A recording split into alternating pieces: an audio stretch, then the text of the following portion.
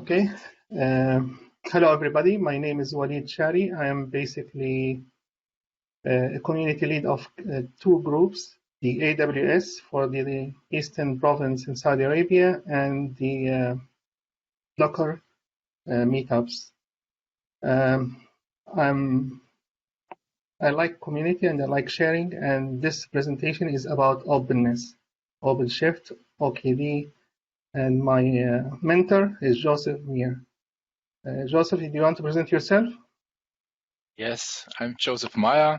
I'm Meyer. a cloud architect and evangelist at Rohde & Schwarz in Germany, and we are using OKD 3 since 2 years, and we are excited that OKD 4 got released a few weeks ago, and yes, we are trying to get a live installation on vSphere for you. Okay, so this is mostly hands-on. We will start with the vSphere first, and then the next hour we'll start with the Azure. But because it will take some time, we decided that we will show you something running first. So what we are expecting after the installations. So we're expecting to see basically this console, the OKD console. And if you click on Administrator Home, Overview, straight after the installation, you should have the cluster ready, the control panel ready, but we didn't include the operators from Red Hat. So you have two operators regarding Red Hat sample and OpenShift samples are not done, and the storage is not done. That's why it's degraded. So this is what you expect at the end of the installation. This installation was done on 1, 2, 3 master nodes and 1, 2, 3 worker nodes. And you can see the specs of these nodes. This is the OKD console view. If you want to look at the vSphere console view, you can see that basically we have these VMs and we have a bootstrap node. It's not needed actually now. We can just power it off. I hope I power off the bootstrap, not the vCenter. Okay, good. We used bfSense, but it actually delayed us. It caused so many issues, so we dropped it. So that's what you should see from the vSphere. You should see the VMs, and you should see the IP addresses because they have the VMware tools built in. And one important component of the installation is the load balancer. That's how the load balancer should look like, and that's the endpoints at the end of the day. If it all looks green, that's good. But if you can see that the load balancer already has the bootstrap also, but it doesn't matter. And the ingress has just needs 2 nodes. So there is one node which is not participating in the ingress, which is okay, fine. So that's what we're going to see at the end. Okay. Now, what's the plan? The plan is that we start the installation and then we can talk about it. So we need to go to the console.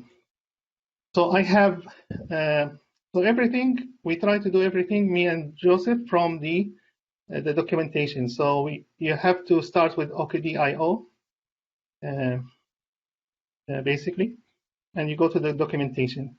The documentation will point you to a GitHub, GitHub repo for the OKD.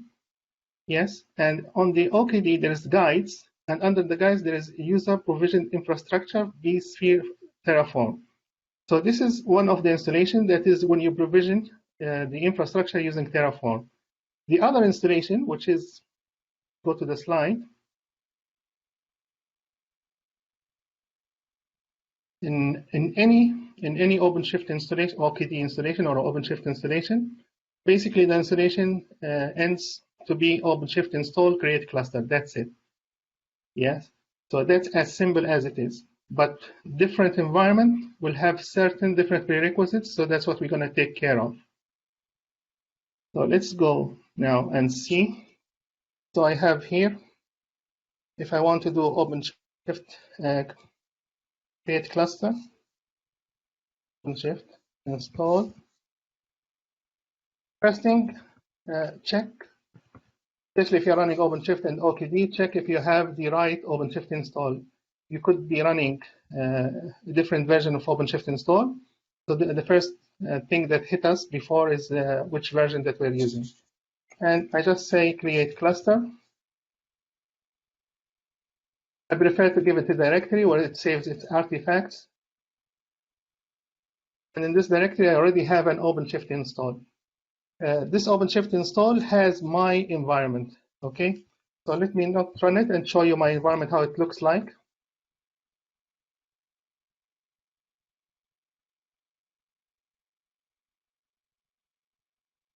Oh, sorry, it's install config.yaml. So this is the YAML file, but you don't need to worry about it because this gets generated by the installer itself. Okay, we can generate it. So it asks you things like, for example, if I'm installing on vSphere, you need to know what is the vCenter, and you need to know what cluster you have inside vSphere, what's the data center, what's the data store, and if you want automated install, what is called infrastructure provision installation, you just give it two things, the ingress VIP and the API VIP. And these are floating addresses that will be maintained by KeepAliveD. Of course, you need the administrator. You need certain privileges. You don't need full administrator privileges, but I'm using full administrator privileges. And you need the SSH key so that you can do some troubleshooting. I actually done extra step that I am using, so just in case the internet or query goes down or there is an issue or there's contentions. So I'm doing also an offline registry. This is this section. Okay, now. This is optional. You don't have to do that, but yes. At least in lots of company environments, I think you will mirror the images just to have them in place and are not dependent of external registries. Yes. So if I run the installer, okay, because the file is not there, actually, I copied the wrong file there. It will ask me these questions. It will ask me which public key I need. So I don't need to write any YAML. I just select which key I want to use, what platform. So basically, it's the same for any other platform. I'll select vSphere. Keep me honest, Joseph. vCenter, so it's vcsa.lab.local. This is a home lab, one machine, Dell R620. Username, administrator,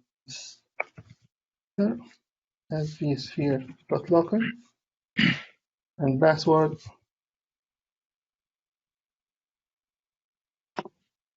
Hope I get it right. If I get this right, it will connect to vSphere. Oops, I didn't get them right.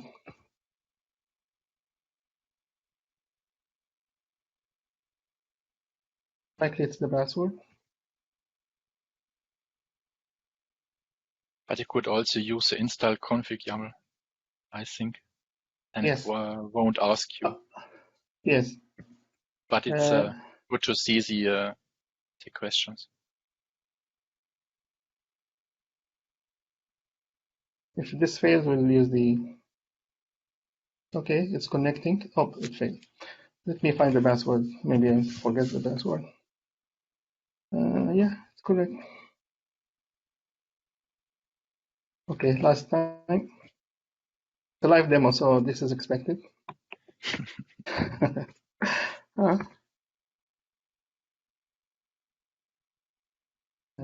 vCenter, server appliance, map.local.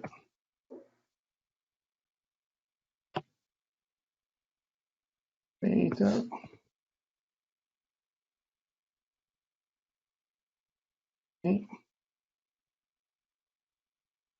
Okay, yes. So it was the password. So it's talking with vSphere and shows you.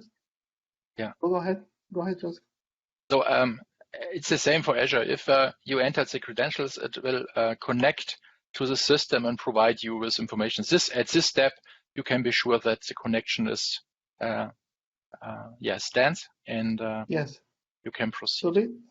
So in my data center, I have 3 data stores.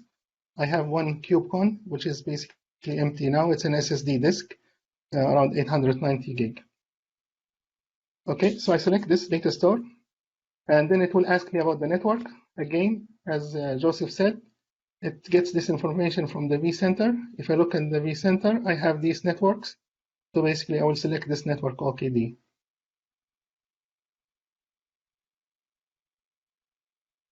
Okay, I need a floating IP address, and this IP address should be non-used, floating. So this is one of them, and I need another IP address for the ingress. So this is the other one. Now, this domain is my home domain. I put local and cluster name KubeCon. Let me. Okay, so it's KubeCon. So I get it from the DNS. It's KubeCon 2020 EU. I will tell you why I need to get it. I need. Oops.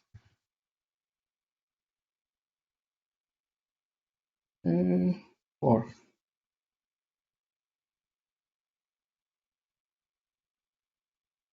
KubeCon. What was it again? Sorry.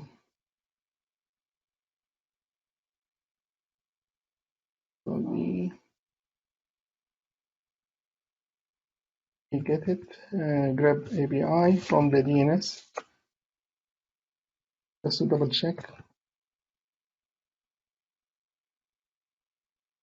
So it's KubeCon 2020 EU. KubeCon 20 EU. That's my cluster name. Full secret. There's also a fake secret in the chat. You can take it from there.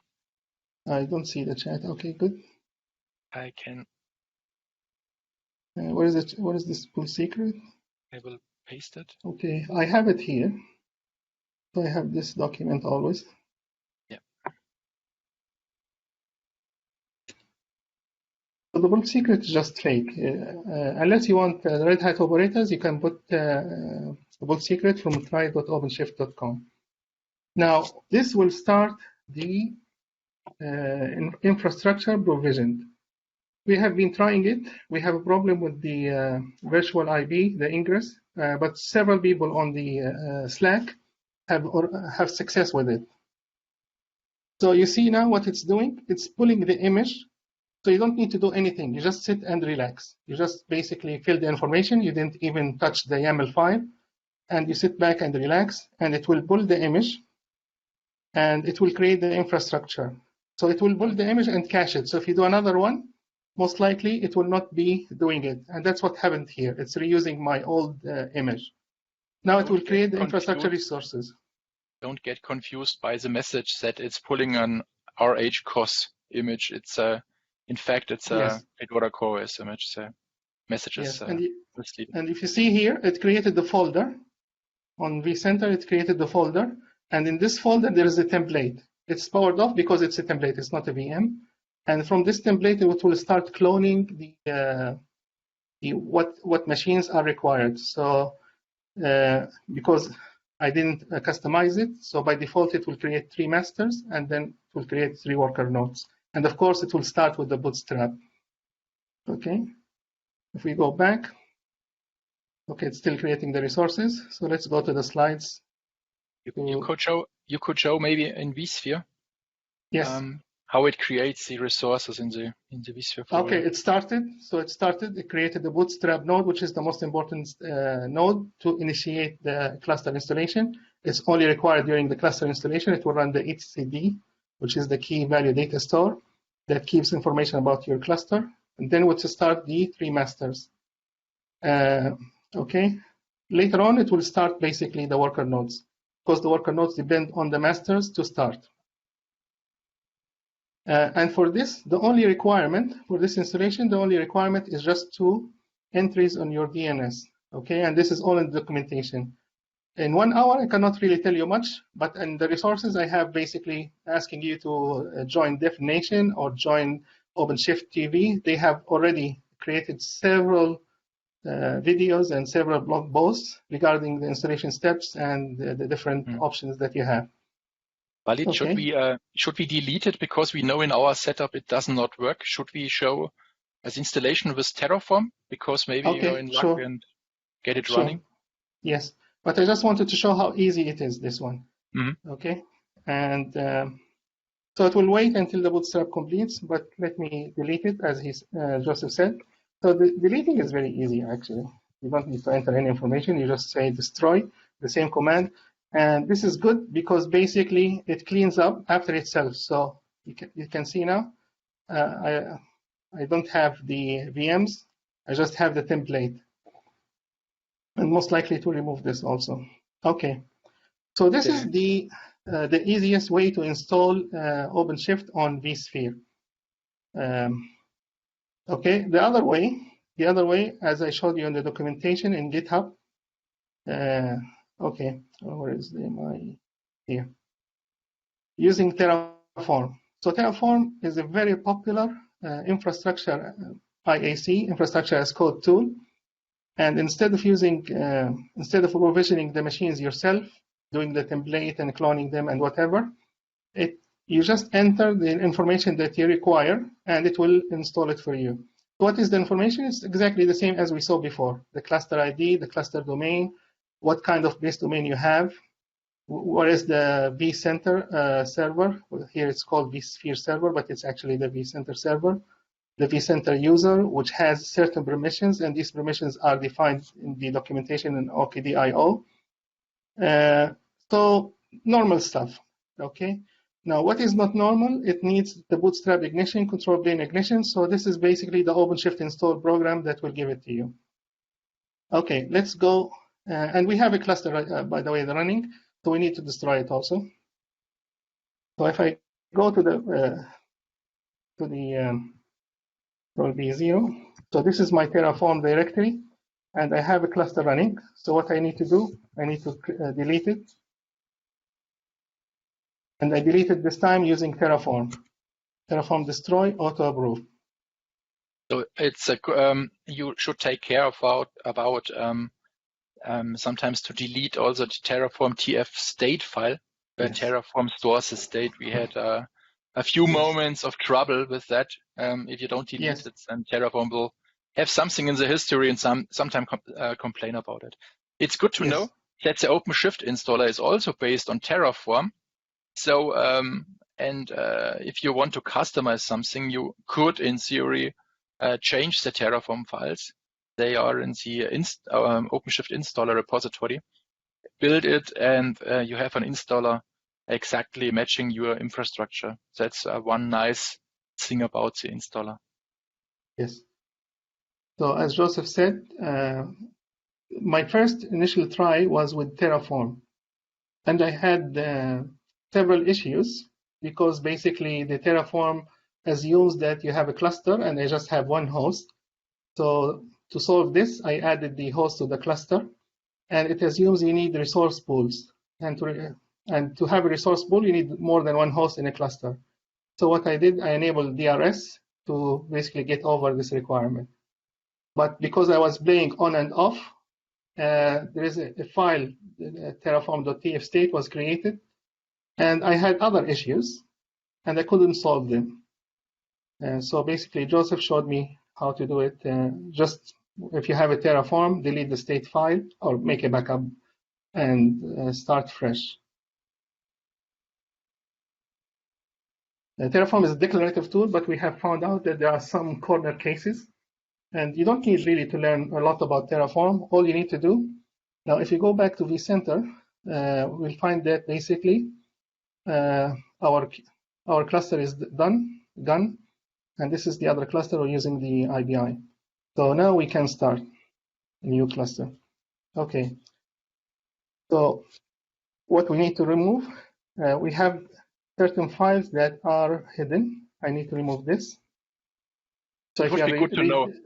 It would be good to know what the purpose of these files is, because if you don't delete them and you call the installer twice, you also will have trouble that your install config change won't be recognized until you delete these files.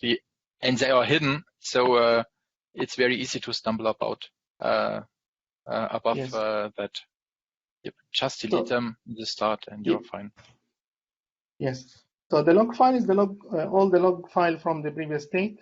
Terraform TF state is the most important one to delete, and the OpenShift install state, because also there is certain things related to certificate. If I believe that, especially if you cross the 24 hours, that might cause you installation issues. Okay.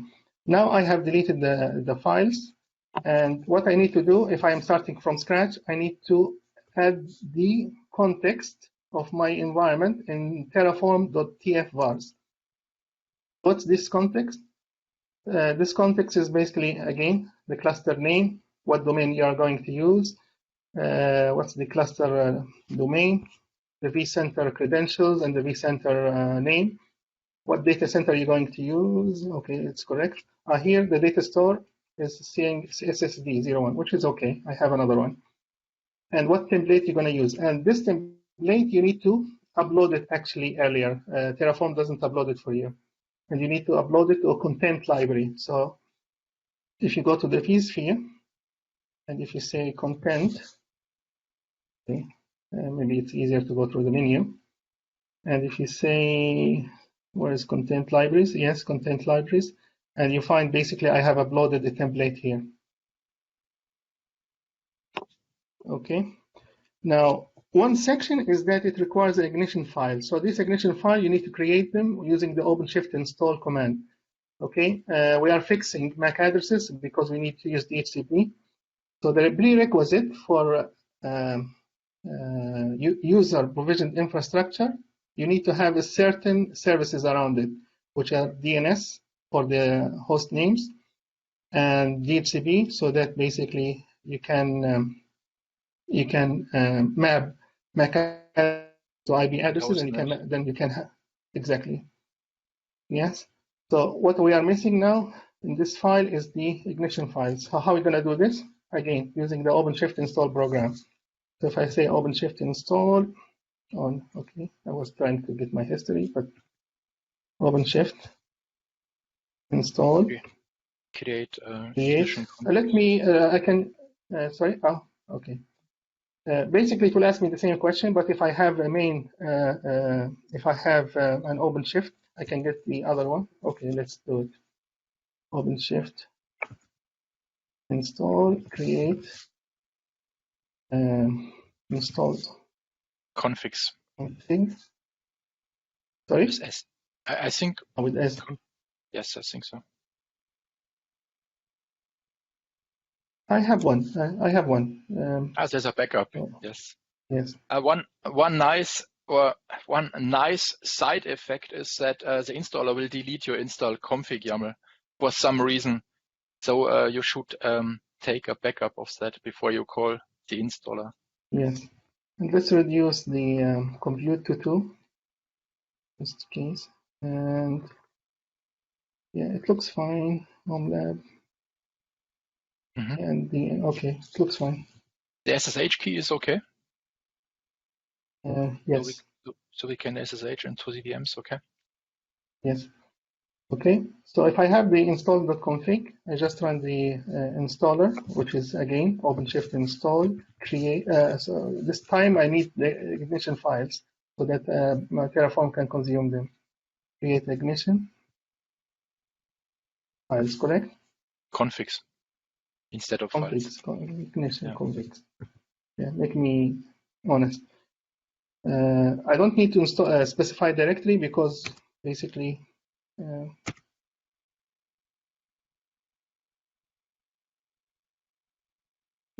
okay. So there was the ignition files here. I need to delete them. Let's delete them. Also the Terraform no. Yes, was warning me about them there. Yes. So let's delete them and start from scratch. Okay. Now what's the result? The result is the ignition files that were created. If you can see, so I have the bootstrap ignition file, master ignition file, and I should have worker ignition file. Yes. Now, what is this ignition file? Think about it as a way to tell the Fedora Core OS how to configure itself. Okay. Now, I need to... It's applied to the VM in the first start. Fedora Core OS will wait for ignition file, and we provide it to Fedora Core OS through Terraform. There is a specialty on vSphere. vSphere does, because the bootstrap IGN file is rather big. I think it has 200 kilobyte, and it's not possible to provide a vCenter with such a big ignition file. That's why maybe you can show this short ignition file? Walid? Yes, I can. There is one trick I do when I copy the file. I copy extra characters to make sure that I copied the right file, because sometimes you think that you copied the file, but you didn't. Yeah. You didn't. So, oops. Okay. Sometimes I add characters. You have to provide a chain of ignition files for the Bootstrap. Can you show that again, Walid? You want me to show the ignition file, correct? Yes. No, the Terraform TF4s. Okay. Yes. Let me get the worker file so that I can copy it there. Yeah. Okay. So yeah. So as you see, basically, as you see, the worker and the master ignition files are very short. The same is for the Bootstrap IGN file, and the reason is that in the ignition file there is a source defined. Maybe you see it in the first line, and this HTTPS address is at least for the ignition, for the Bootstrap ignition. Maybe Wally can show it in a second. Yes. Okay, again, the same trick. I copy extra characters just to make sure that I have the right file. And here's the Bootstrap ignition. It's really long. Okay, and it's in base. Actually, it's not in base 64. It's JSON. So if you want to look at it, use JQ dot, and you can look at it. And it has all the information that you need. So it has basically what kind of ignition file. Now, Fedora CoreOS uses version 3. OpenShift uses version 2, so basically be careful with this. Now, I don't know why it adds another key. I guess this is a cluster key, but that's my key, and this key, I'm not sure what it is. So it has all the information it needs to configure the Fedora CoreOS. There is a base 64, or there's certificates. There are lots of files.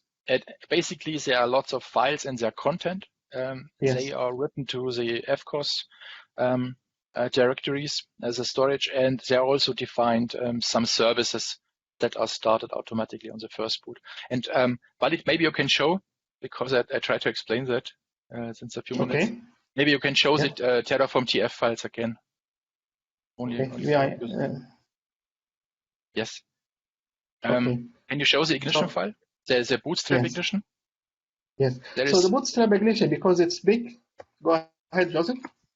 Yes. Because the ignition file for the Bootstrap node is so big, you have to provide it we use a web server for it. That web server can serve this ignition file. And the Bootstrap node will only get this small, you see it here on line, starting at line 43. This small part tells ignition that the master ignition for the Bootstrap IGN will be served from this location. And you have to provide either a GitLab repository or a web server that serves this file. And with this way, you can provide the vSphere VMs with a very small ignition files, but the big ignition file will be pulled afterwards in the second phase from the web server. You don't need a full web server. Some people just do a Ruby or Python script to serve this file, but whatever floats your boat, basically. But that's good because, for example, if Joseph didn't tell me about this, I would have forgotten to copy the bootstrap.ignition file to the web server. And that's one step you need to do. And an extra step you need to do is that curl it. So you have, and don't curl it from your, from your memory. Just find it and use the same command that is here, same URL. To make sure that basically, because this is the most important one, this is what triggers the whole installation. If you cannot get to this file, the whole installation will not work, basically.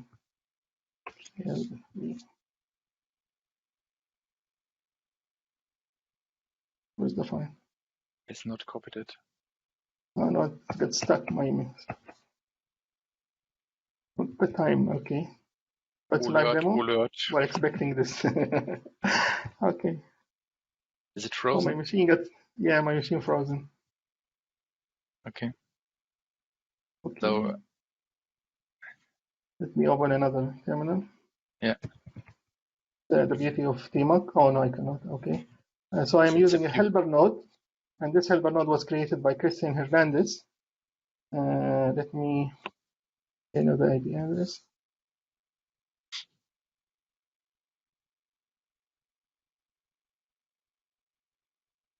Because I'm using TMUC, I can attach, hopefully. Oh, okay, I can attach. I need to reset and find out how to reset. Okay. So the ignition file works. Now we can start. If somebody can find out how to reset TMUC to this size. It's the same size, but I'm not sure. Okay, so now what can I do? I have the ignition files and I have the TF bars ready. I can start the installation. How do I start the installation? Maybe you should clear the screen so we don't get this character mess. This one, it's I need the reset, TMUC reset. I don't remember it. It doesn't happen often. TMUC reset window size. So I use Google to find out how to do this. Is there any way to delete TMUX? Yes, there is. TMUX minus V. Oh, okay. Control TMUC attach minus no. That's Control P plus Q, which makes flash number. Sorry? There was a command detach. If you go up. Yeah, here it is. Yeah. Okay, but the problem is that I cannot detach from the other one because it's stuck. So maybe I can close this. Is it? Okay, close terminal. Okay. Nice. Yes. I just need to close the other one. Now. Can you clear the screen while it? Because the issue. Okay. Yeah.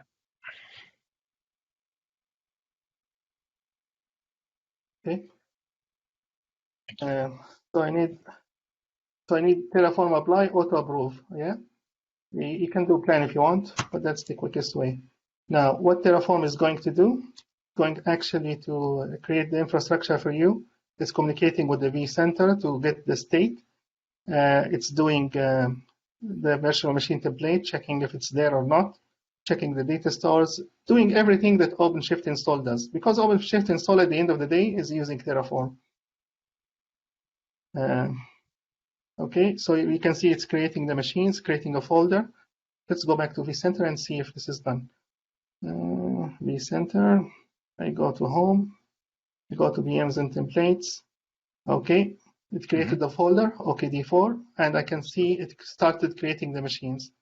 Okay, just a matter of time, it will start them up. So normally you have nothing to do with the insights, but we will show you a few important steps just in case if you have trouble getting the system running. So if the VMs are up, I think, Walid, we should start with the Bootstrap VM to SSH into it. But at first we will show in vSphere if something is wrong with the boot procedure. So, because I spent some time on the slides, I would like to show some. It's the slides are just for supporting us while we are talking, because there's lots of things that you have to wait.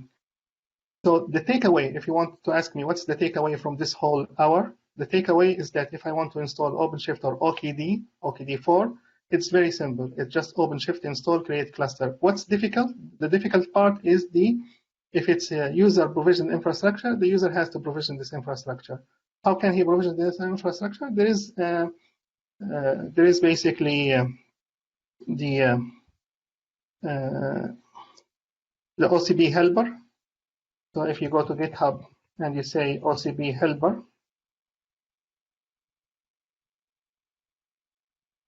the OCB helper node, this will give you all the services that you require. So DNS server, load balancer, web server, DHCP, Pixie, and whatever method you need. And actually, if you go at the end, it have the UBI automation for vSphere. If you click on this one, quick start, this other repository, which is under Red Hat official Git repo, have all the different scenarios you might have. Do you want to install from OVA, or do you want to install with Pixie, or do you want to install static IPs? Are you in a restricted network? You don't want the cloud provider, so all the options you have are there. Okay, let's go back and see. Okay, the nodes have started. So now what we can do, we can check what's happening with the Bootstrap. Okay, the Bootstrap came up. It has taken the ignition file. And you got an IP address. It scrolled out of the window, and you have a host name. The host name is Bootstrap, and Okay. we should SSH into it to show this two-phase installation. Oops, error. What's that? Oh no, the tags does not have the permissions for the tags. Okay. Strange. But it should work without that, I think. Normally the tags is for the data store. The tags is for the storage, I believe. Is it? But I think it will work because the beauty of OKD4's installation is that it will start the VMs, they get the ignition files, and you are done. The installer, mostly the OpenShift installer, will provide you with some status message, but normally you can wait and it will run. You don't need the installer if the resources are created. Now we will. There's a question. Yes, this fake. Yeah, I think they are working on at least the sample operator, because it's degrading after some time with this fake secret. Is it 100? 8? It is 100. Yes. Yeah. We tried it before. That's why I know the IP address. Okay, there is no host. Yeah. Okay. So that's what you usually do, because it takes time. So basically, you try to figure out is everything okay or not. First thing that the Bootstrap needs to do is to pull images, because basically it's dependent on containers to start.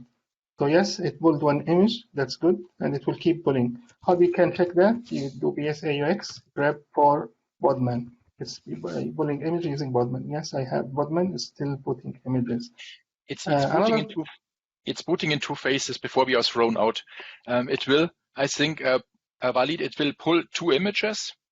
Yes. In these images, there is a release payload and tools like Cryo, VM tools, Daemon, and then it will install them and it will reboot. And yes. that's, sorry. Go ahead.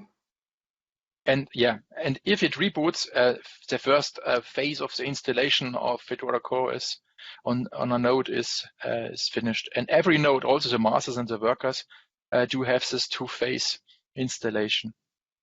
Yes. And I think in a few seconds we will be thrown out here. Yes. And another thing, when it pulled the image from Fedora Core OS download the CI server or from the download site, it pulled the latest image. But each OKD release has a specific image to it. So if it needs to upgrade or downgrade, you will see that basically it will take care of that. You don't need to worry about it. Because sometimes in other different installations, if you are not going to use the official OKD repository, some other instructions will ask you to download. Like, for example, this is Greg. He's also from the OKD working group. He has instruction that you have to download the image, and you download just the latest image. Don't worry about it. Okay, let's check the masters. If the master will not do anything until the Bootstrap is. You could show the masters what they are doing. Okay, now. So there is lots of errors, but that's fine, because the way the control cycle in Kubernetes and on all these systems that to get to their desired state. So if you look at the logs, it's full of error, get error, because basically the Bootstrap is not ready yet. So it's trying to go to this IP address and this port, which is basically the API internal, which is the machine config server. This is where it will get, the master will get the ignition files from. Yeah. Maybe you remember we showed before the Terraform VARs file, and we had a little stubs also for the masters and workers, and they are pulling their huge ignition file from the load balancer, and the load balancer in the beginning only contains the Bootstrap node. And the Bootstrap, if the Bootstrap node has finished with its installation, it will serve the ignition file to the masters. And at this time, you won't see this message again because the master will load their ignition files, configure itself, and start with the two-phase configuration. Maybe we can show. We should have thrown out from the Bootstrap node, Walid, I think. Let's see. Not yet. Okay. Now you jinxed it. just in time. Yeah. Yes, and it's very fast to connect. I love it because basically the two things I love about OKD and OpenShift, the images they use for host, the Fedora CoreOS or Red Hat CoreOS, they are very minimal and they are very easy to maintain.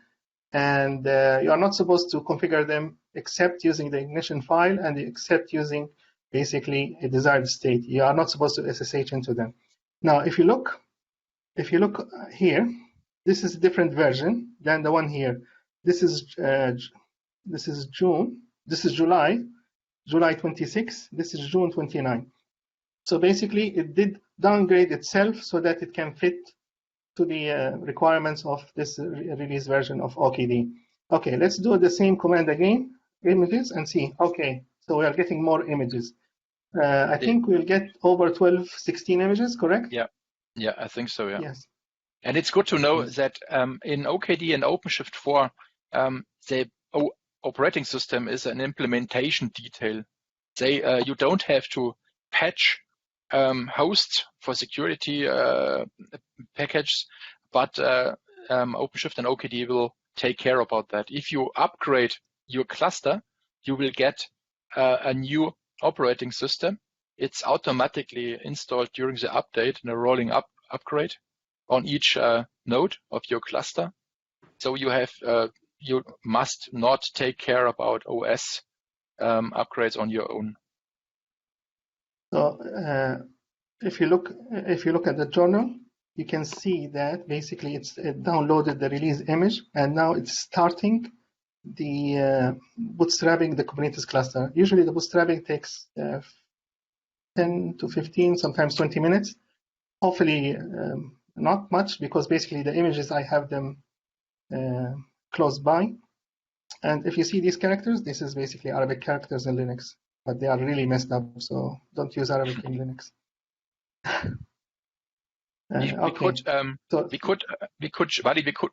What do you think about showing OC get pods? Because I think we could see something already. Yeah, I tried. Okay, so Podman images, I have the 3 images. So what did it do with these images? So if we check Podman, not yet. Podman, no, try control, sorry. Yes. Right, CTL. There is a T too much. Yes, it's a live demo. Expect me to do mistakes. Not yet. You can do BS, but I don't think there is something yet. Change. Let's see. It takes a little bit. It's rather slow. Or Other image. Yeah. Let's see the log. Okay, starting etcd. That's the most important thing, because what the Bootstrap will do, it will be its own key value data store for the whole cluster, and it will try to provision another cluster. So the moment etcd is up and running, then it will try to scale out to the other nodes, the master nodes. And the moment it scales out to the master nodes, they will start the machine config server, and the Bootstrap node job has finished. It will basically, you can kill it then. Still the same images. So now, because it's starting the etcd certificate signer, most likely we'll find, we should see jobs. We should see pods now. I think it will pull. Okay. So how to start? How to start? As I said, you go to OKD.io and you get basically you get the instructions from there or from this site. Okay. Now, one of the things it will tell you, if you go to the release page, one of the things it will tell you, it will ask you to run this command, OC-Adam. So you don't have OC-Adam, you go to the GitHub of OKD and get it from the releases pages. So you see this is the release, and if you go down, this is all the images that are contained on the release. You'll find basically which, this is the client, which is OpenShift client, OC. So it is also OKD client, so it can be actually, you can submit a bug report that should be OKD client. That doesn't matter. Yeah. The moment you have this client, from the release page, as you saw, you run this command, it will pull the boot OpenShift install and OC and kube control. And then you are on your way. Yes. Now, this is the menu, just in case you haven't seen it in the beginning. So what kind of, you don't need to create any YAML, it will create it for you. Now, if I want to do the caching, I just set up certain variables and they use the OC-Adam release mirror. The instruction is for disconnected environment, but you don't really need for disconnected environment, even if you need to make sure that you are not dependent on the upstream, just in case, you can mirror them into your own network. Okay. So the installation, we said there are two types. There is the full stack automation, which is what we call IPI, which infrastructure provisioned install, and the UBI, the user provisioned infrastructure, which is not fully automated. And you can see here, the fully automated, it will build your network, it will create the load balancers, it will configure DNS, it will provision the VMs for you, it will do the operating system install, it will generate the ignition configs. You don't need to generate the ignition config as you saw that we had to do it for Terraform.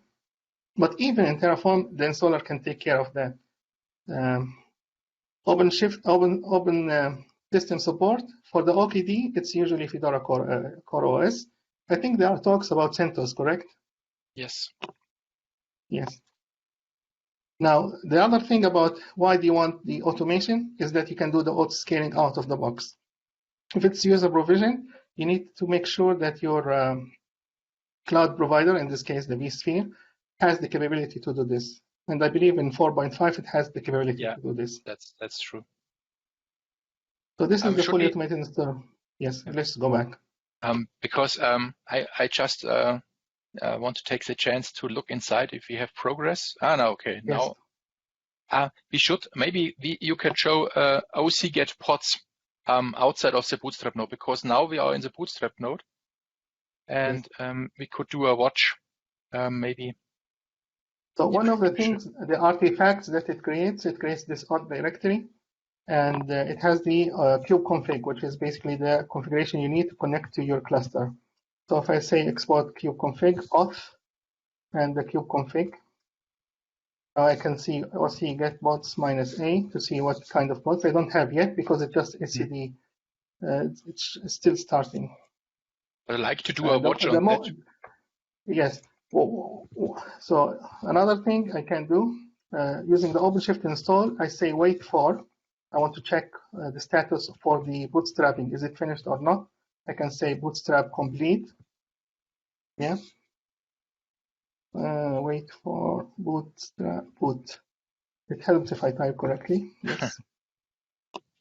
So it doesn't tell me much. So I increase the verbosity by increasing the log level. Again, it doesn't tell me much. So what I can do, I can actually trail the OpenShift log file. There's a log file. It will tell me what stage it is on. So it can tell me that the Kubernetes, waiting for Kubernetes API to come up. So unless the API server is up, I cannot use OC, because OC is basically a client for this Kubernetes API. Everything is RESTful, everything talks to the API, and if the API is not up on the Bootstrap, I will not be able to talk to it. Okay, so as we saw, the installer is very simple. It's text user interface. It takes the cloud credentials, the vSphere, for example, the vCenter, the administrator, what data store do you want to use, what network you want to use. And Bootstrap creates a cluster control plane, creates the Bootstrap. The Bootstrap basically creates the master nodes.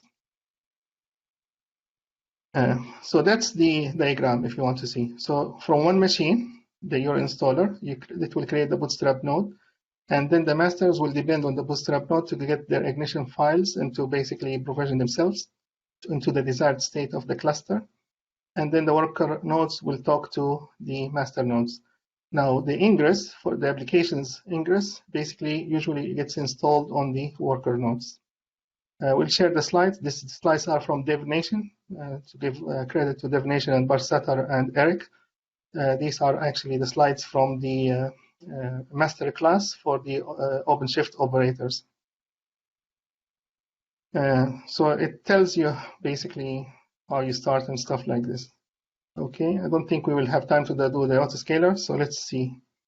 It's strange because the pulling is rather slow. So maybe you could do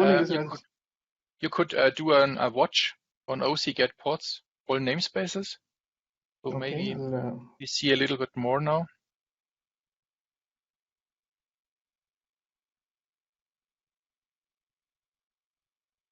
Normally, you would see a list of pending pods.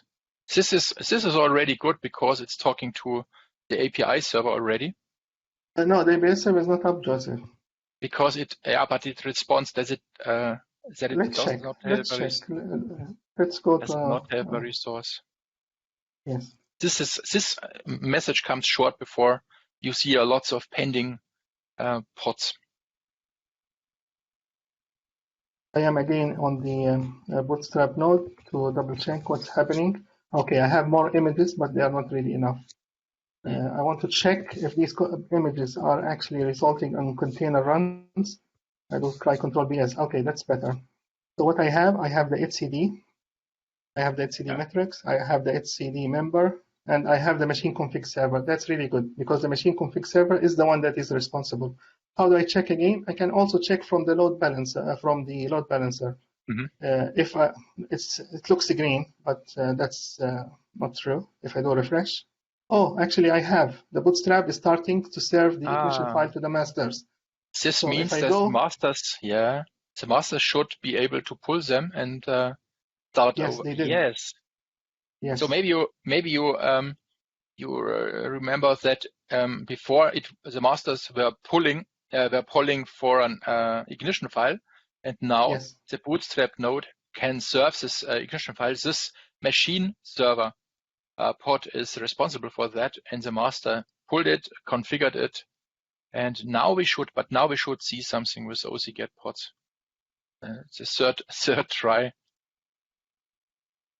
Here it says still waiting for the Kubernetes API. I believe the Kubernetes API should be ready. But it's not ready because OC-get pod -a is not actually giving internal error. That's good. It's switching over. Errors are good in OpenShift, by the way, and OKD. Normally everything is fixing itself. It's magic. I can reboot the nodes during the installation, and don't worry about them. They will get to the same state also. So they are in a loop to get to the desired state. Normally you can't break anything because the system will fix itself. So we were often in a situation where we thought we have broken something, but it's rather easy to fix it. And because OKD or OpenShift 4 is based on operators, operators are first-class citizens. These operators will take care about the pods they are responsible for and fix itself. Yes. If you have a problem, you can also go to Slack, and OpenShift Dev in the Kubernetes Slack is basically where you can ask your questions when you have problems, or OpenShift users. These are two nice channels. If you have OpenShift or OKD, I believe OKD is mostly OpenShift Dev, correct, Joseph? Yes, where we are the most time. Yes. I think give me a fourth try. I think now we should see the pending pods. I have a strong thing. Yeah, because pulling is slow. So normally it should not take so long. You will see a list of pending pods. and then the cluster, the containers will be creating the masters will configure itself themselves. Okay, performance is okay for the Bootstrap. The Bootstrap specs is really low for CPUs, 8 GB, but it's doing good. The master, let's see actually the registry. That's the one maybe that is, I guess my registry is the one that is blocking this. You are using mirroring? Yes. So basically this one maybe is the one that is causing us the headache. Mm-hmm. Not really. It's it may just take time, guys. It may just take a little bit of time. Yeah. So give it a little bit of time.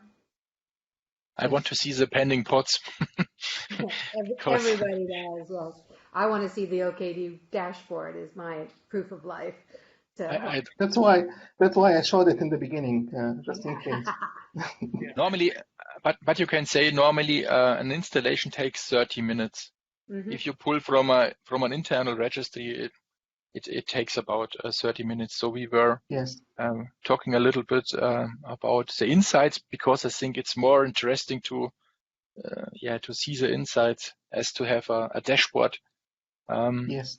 Because you should see what normally happens if you install it.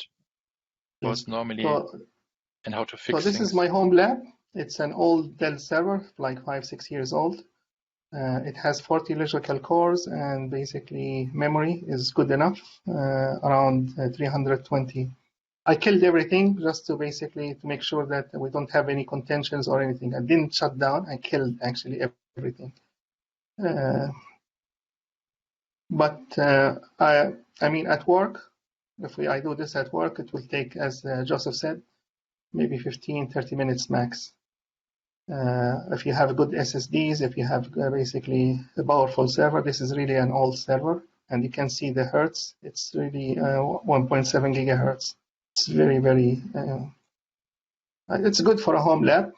I love it. So let's go back to the bots. But we can let it run, because we have the next platform. We will install it on Azure, and we can do the installation what it wants to do, and look at it in the end. But could you do? Have you seen some pending pods or last try? Not yet.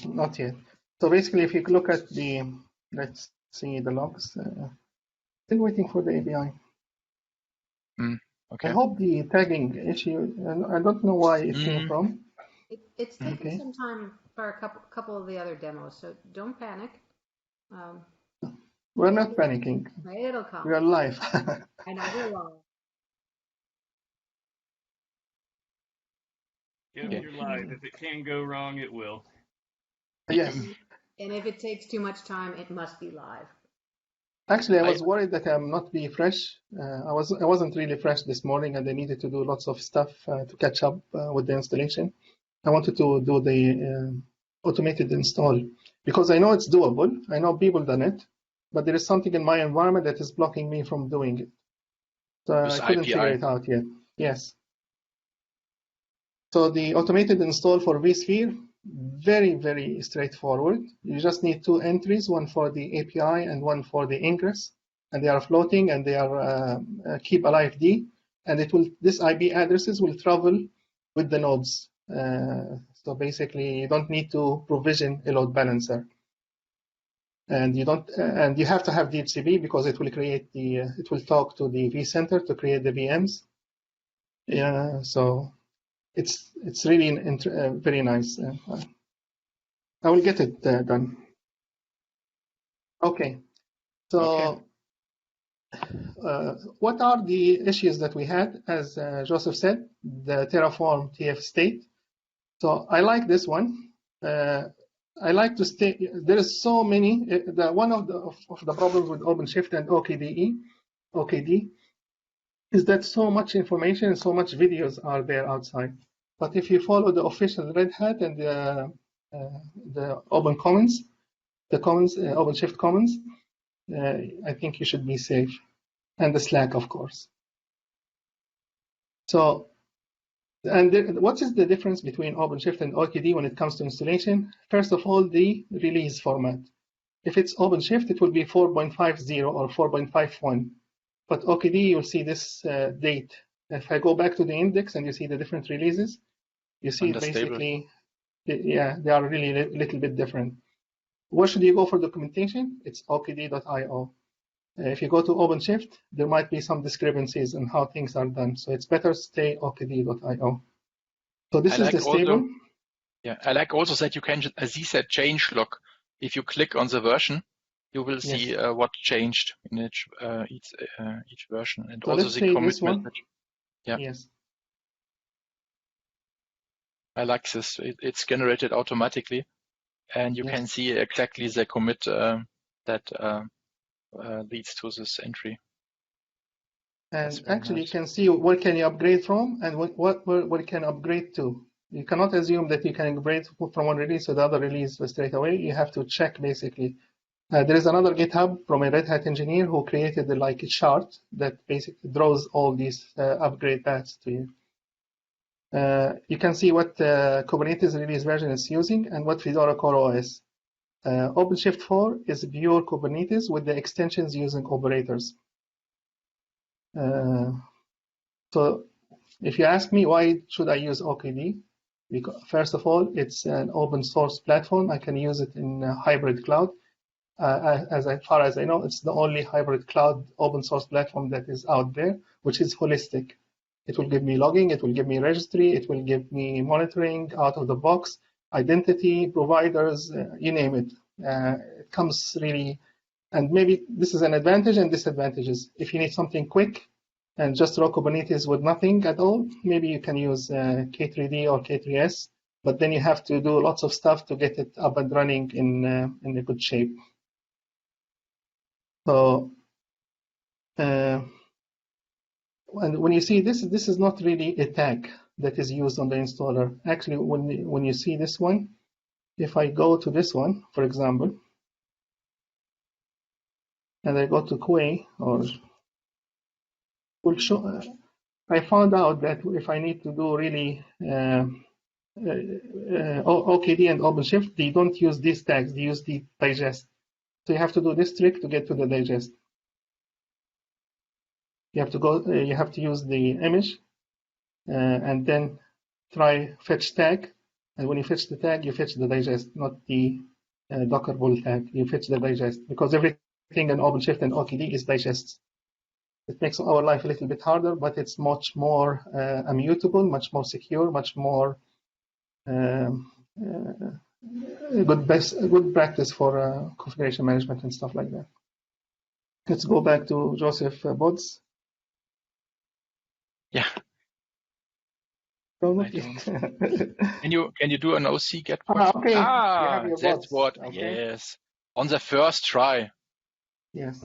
Almost. Yeah. That's. Oh, we have already one running container, one running pod. Here. Here it is. Here it is. Running. The network operator is always the first. And now, network is installing on the masters. And yeah, from now on, things will go their way. So OpenShift Multis is an operator responsible for several networking functionality. Okay, and OVN is the actually. Okay, I need to show you this. So another default configuration between OpenShift and OKD. OpenShift will use the SDN is OpenShift SDN. OKD uses the Kubernetes OVN, which makes it easier if you are going to run Windows Container later on. So one requirement for Windows Container is to have the SDN as Kubernetes OVN, which comes by default network configuration option for OKD. I think it's okay, Diane, if we explain that, because on Azure, the Azure installation will have the same pods. Yeah. So if I go here, okay, and if I do BS, okay, so things are running. I have the Kube APIs. Okay, so the API I think is done. Yeah, the API is done. So I think the bootstrap completed. The server could not find the requested resource. It's okay. Let it do its Yes. job. It will work. So maybe in 10 minutes we could, the workers will join the cluster, and we have to approve the CSRs. But maybe we can in the meanwhile start the Azure installation. So maybe we could see a UI afterwards, and then you could explain the operators again. Yes. Afterwards. So Azure installations. Okay. So if you install OKD on vSphere, on GCP, on Google Cloud, the Fedora Core image is available there, or you can download it for vSphere, or the installer will download it. In Azure, it's a special case because the moment Azure was having Core OS as an official image, it doesn't have Fedora Core OS image yet. In the installer has in the marketplace. So the installer has a hack. And if I go back to the releases, so Joseph wrote a workaround, and this workaround was available until beta 5. But after beta 5, this workaround by mistake got out, and we have a pull request for it to bring it in. So there is there is a pull request to bring it in. It was merged today. It was merged, so that if we can use the. You want to try the new installer?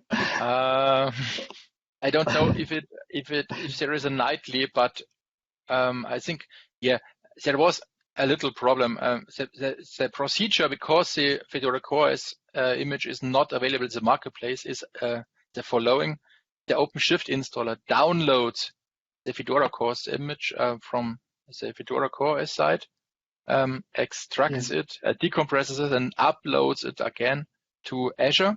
The problem with that is if you have a slow internet connection, like me, and your upload is slow, then Terraform will time out. So our procedure, or the only workaround at this moment, is to use the OpenShift installer not locally on your PC, but in an Azure Cloud Shell. Because if you are already on Azure, things are much faster. Yes. Downloads. So the OpenShift installer is open source for both OpenShift and OKD. The OKD is basically you have to go to the branch FCOS, and that's where basically you find the OpenShift installer. And if you want to participate or help on the OpenShift installer for the different platforms. Okay, so Azure, as I said, the main thing is the OpenShift install. So I already downloaded this beforehand. And the one I downloaded, as I said, the first thing to do is always check the installer. So the version, to make sure that you're not using something that you don't intend to use.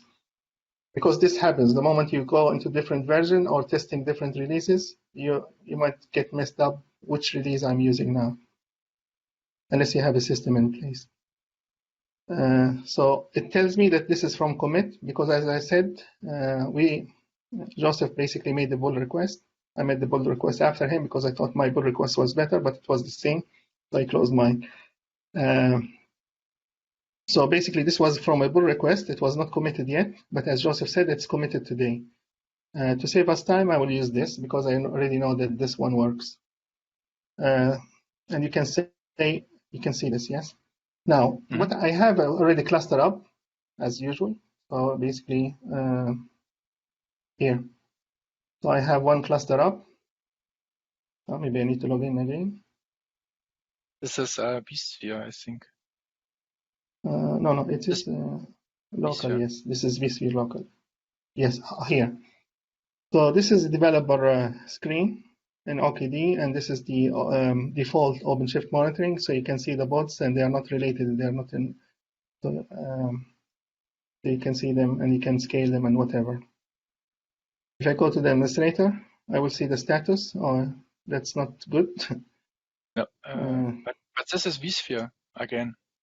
Again? No. Oh, yes. Okay. That's why it's not good. You see the confusion when you have more than one cluster? Okay. So how do I know which cluster is up? I can, as usual, I have the kubeconfig file. So I export kubeconfig, install directory, auth, and the kubeconfig. And I ask for the routes. What routes are there? And actually, I'm looking for a specific route, which is the console. I know what it is, but let's check. I will not get it this way because I need to ask in all namespaces, in all projects. Walid, this is a pre-installed cluster, isn't it? So this is a pre-installed cluster, just in case that we had issues. Yeah. Yes. So I can go here, for example. I can delete this.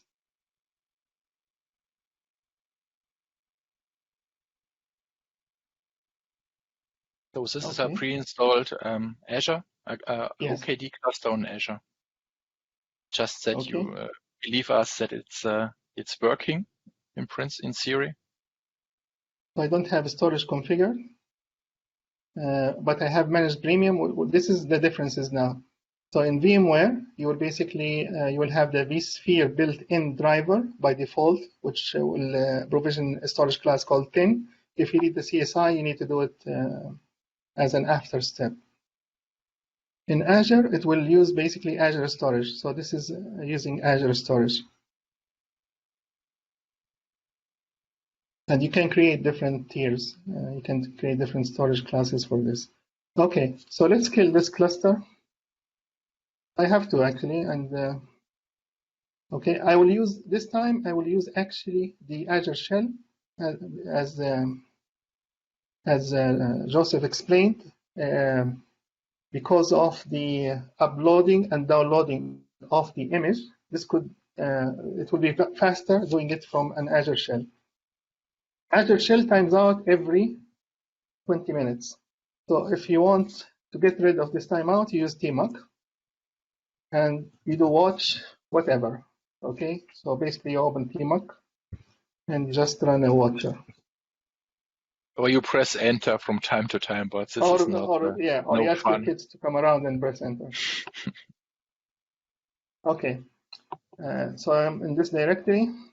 Why do I want to kill? Because basically the quota reasons. Actually, let me kill the other one, the life. So open. Because of your quotas, so we have enough. I have enough now, but just in case. Okay. Okay. Destroy cluster minus directory.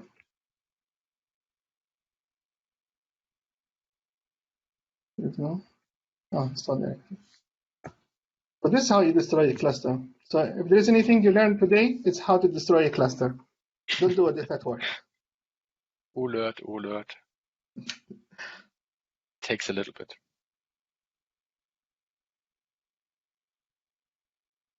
Usually fast. And if I go to the console, okay, I am in the console actually. If I go into the console and I check VMs, for example, I will see some VMs starting to disappear or starting to go into unknown state. So I have two clusters. One is running in North Europe, Switzerland, and one is running in East US. The one I'm killing, I think, is the one I'm killing is the Eastern, the North Europe one. I was expecting to be contention. Last Red Hat Summit, there was contention in AWS regions in US, but today there was no contention. To be honest with you, it's either Azure is really good, or I was lucky today to provision these clusters. Or the quota system works because they didn't give me, my requirement is very small, 80 cores maximum, but it's like took a week to grant me this quota. Okay, let's go back to the command line. So while this is destroying, we can actually create another cluster.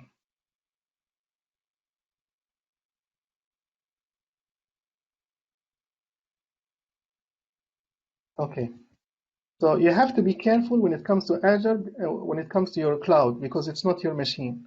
So you have, you are limited on the size, okay? So /home, which is non-persistent disk, is quite good, but it's non-persistent. Anything you put there, it will get lost if you disconnect the terminal. And /home/your user has only 5 gig blob. So my images is around 8 gig. If I look, I think, I know I don't have.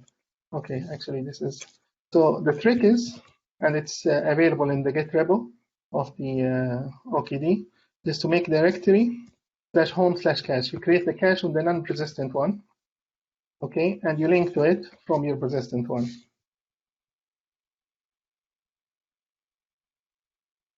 This won't be necessary if Fedora CoreOS finally will be available in the marketplace. Azure and Red Hat are working on that, so we hope that in a few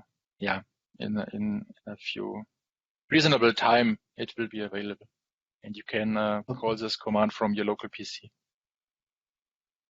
I love to create directory so that I can limit my devolution of my artifacts for the installations. So I create a directory, and I love to have debug level high.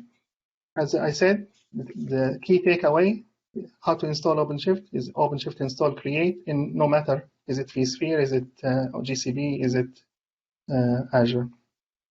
Okay, press enter. I'm missing something. Create a cluster. So what do I want to create? I can create a cluster, I can create a manifest. In this time, I'm using the automated install, so I want to create a cluster. So it's asking me which platform. In this time, it's Azure. Okay, which region? You have to be careful with this because there is a quota, and the default quota is 20 CPUs. This is not enough. You need at least 28, unless you customize your installation, which will. I need North Europe. Yeah, this is where I have quota already agreed by Microsoft. Thank you, Microsoft. And now this is the domain. This is another requirement. So basically, you have to have a domain in Azure in your own account. Okay, cluster name. What do you want to name the cluster? Let's name it Joseph. Nice. Thank you, Walid. Okay, the build secret. Okay, the trick I do is I have this in the dashboard. So basically, okay. I cannot write JSON. I'm not very good in JSON. It's fake bar, that's all in JSON, but I have to put it in the dashboard. Okay, so it goes and it fetches master machines. It basically checks with Azure, do I have the credentials? The credentials was done earlier, and I'm not good in video editing like Diane, so I didn't record it. So basically, you need a certain service account with certain privileges. It's all documented. It's very straightforward. It needs lots of permissions. I don't know yes. why, but yes. I think it's very good to have a service principal with so much permissions, but it's required. Yes. So now that's the step that Joseph told you about. It's trying to obtain the Fedora CoreOS. Forget the message, obtaining Red Hat CoreOS. It should say CoreOS and that's it. Maybe I should do pull request. And then it copies it into the cache file that we created. And it starts decompressing it. If I want to check, now we saw how we check the infrastructure one, the on-premise, the vSphere. If I want to check, I just do refresh here, and I should see a North Europe resource group. Okay, nothing yet. It's very slow. The console is slow this time, the Azure console. I don't see North Europe yet. Okay, oops. Refresh. Okay, now we see a resource group. Resource group is a concept in Azure where basically it's a container that contains all your artifacts, your virtual machine, your storage, your network, your security groups. So we see a network security group, we see a disk. Be careful with the disk. This is the one that are costly. If you're running OpenShift, select the right disk if you want to customize. These are the ones that really cost. And you can add GPU if you want, but this is another time. So it started creating virtual machines. It started creating artifacts. I have 2 disks and I have 2 virtual machines. I have the masters. Where's the storage account, Walid? Okay, and where is the storage account? Good question. It's not Is there a created yet, filter? But but it should be the there. yeah, the virtual machine is already running. There should be an image and a storage account. Hmm. Yeah. Let's see again. Let's refresh. Sometimes it's just a console. Okay, or we can straight go to storage accounts. Okay, and we should see which, we don't see the North Europe yet. Strange, huh? Maybe it's because it's still decompressing. Let's see what's happening on the shell. It's still decompressing the image. It's yeah. So okay. basically that's good, by the way, because it's creating the machines, yeah, while just creating the VMs. It's not really installing them. It's creating all the artifacts that it needs before actually the image is ready, which is good optimization. But I think, Walid, I think, no, I think the machines should be created after the image was uploaded. Are you in the right, or was it an Yeah, old one? Maybe it was an old one. No, I'm what I selected North Europe, correct? Yes. Yeah, so it should be. And you cannot see it here because it's not there yet. Let's do again. Yes, Refresh, because I think refresh. from the in the installer code, the Terraform starts after the decompression. So Terraform shouldn't run Okay. at all. It will take a little bit until the decompression has finished. Maybe it Okay, was let's the see. old one. So this is You the North deleted Europe. before. Ah, yes. Ah, so this is the one that is deleting. Yeah, yeah. So No, that's what I think suppose. it's not. I wish there is a way to say how this resource. Because that's the reason Okay, yeah, why you're we right. see the You're virtual right. machines. Yes, you're right. Can we have a look if Always. it's still decompressing?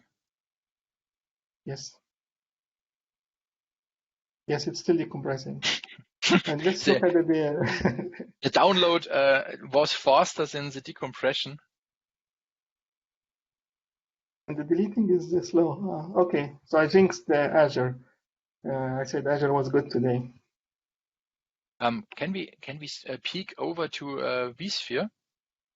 Yes. I hope we don't cause lots of confusion for that, but maybe we Still, have it's, the worker. I'll Here's fix ours. it. I'll fix it in the video editing. How's that? Okay. Okay, it's still downloading. Take a while. It's okay, valid. Yeah. But that's too long for Bootstrap. Yeah, it's downloading. It's still downloading. The timeout is 40 minutes, so I guess it didn't time out yet. But even if it times out, it's you can actually it's still going on. Okay. So we have Bootstrap not finished on vSphere and the decompressing of an image. And this is my fault. I should have done it earlier. If it was on the cache, and that's the difference now. You saw in vSphere, it was on the cache, so it started straight away. But here, it's not on the cache, so basically it's taking its time to get the image and then decompress it. And the decompressing and uploading, okay, it uploaded, so we should see a new resource group. If now we Terraform do is this, starting. Yeah. yes. So if you go to the resource groups, we should see a new North Europe resource group. It takes a little bit because the web UI is always, even if the resources are created on Azure, the web UI takes a little bit to show them.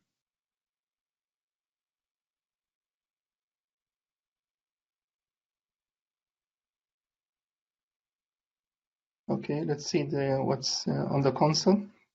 So on the console, it's telling me that basically Terraform has started. It downloaded the Azure provider, and it's initializing the modules that are in the Terraform code manifest.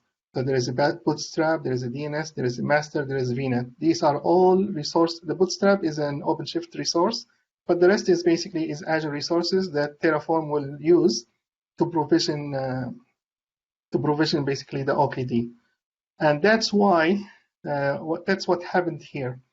So when I said the Joseph code got missing here, because the Terraform provider was changed here, and it required certain changes on the code, and by mistake, I guess, it got dropped. So there was an upgrade to the Azure provider. That's why after Beta 5. lots of people have had reported problems with error messages from the installer telling them that some page blob or Yes. block blob problem VHD. occurred. Yes. Yes, and we fixed that. It was only a small change that was necessary, and Yes. it was merged today. And I think in the next release of OKD, it will be in. Next release will come out the week after next week. Okay. So you will have Azure support in an official way. Don't Yes. have to. As you see, so one type of storage containers in Azure is beige or block. Block are aligned to 512, and that was the error message. The other issue that was dropped was the source URI. So the source is a cached image, is not a URL. So this was the other change. So it's very easy to participate on the fixing things, especially if you have Joseph backing you up as a mentor. It's really amazing. Yes. So that's the issue. I have a strong feeling, Walid, that the decompression has ended and that we should see a resource group. Yes. So we are seeing resources creating. We see VNets. We see Azure Private DNS. So it's recreating the subdomain. Let's go to the portal and see. I am in the portal. Okay. So let's refresh. Okay. We see new Joseph. Joseph here. So if I refresh here also, because it's also, the user interface of Azure, you need to refresh several times. I think it will create like 22 records at the end. Now, what do we have? We have a load balancer, which is expensive. And we have basically the public IP address and the virtual network. We don't have the VMs yet. The first thing that is crucial is maybe you can show the storage account. It should already be created. It's still it is creating it. It's creating it. Let's see it. Let's go and see it. So I love basically the Cloud Shell on Google and Azure. It's really nice. It's very, very convenient. If I go to the storage accounts. Yes. Okay. This way also works. Yes. Okay. And I refresh. I should see North Europe. Yes, here is Joseph, North Europe. And if I look, the first entry. It's the first entry. You can take that. Okay, so the first in. Yes. I did storage account, so why did? Okay. There was a. You press the resource group. Interface. Okay, so this is the storage account for the resource group that created recently. Okay, and I have different types of files. We are in containers. And basically, there's one for the Bootstrap Ignition file. Okay, it's up and it's uploaded. And the other one is the VHD. So this is the initial phase of of the Azure installer. If you have these two, you're in good shape. And you saw it's 8 GB. That's why you have to be careful when you are installing several releases because you could run out of space. Okay, let's go to the resource group again. It was creating an image, so the VMs should also be created soon. Maybe we have one if you scroll down. Yes, sort by type. I have virtual networks, they should be up. Takes a few seconds. Let's refresh. This is the takeaway for Azure, refresh. The nice thing about the Azure API installer is that you have to take care about nothing. You have to prepare the service principal one times, as it's documented very good. It's very you can have a service principal in a few minutes, and then you only call the installer, create cluster, Azure, enter your credentials, and here you are. So the service principal is a bit confusing because now if I want to check, do I have the right service principal? I go to it's not really service principal. If you search for service principal, most likely you'll not find it. It's in the. You go to the application registration, and then you say view all applications this directory. And that's the service principal I created. And actually, it created others. It created something for Ingress, yes.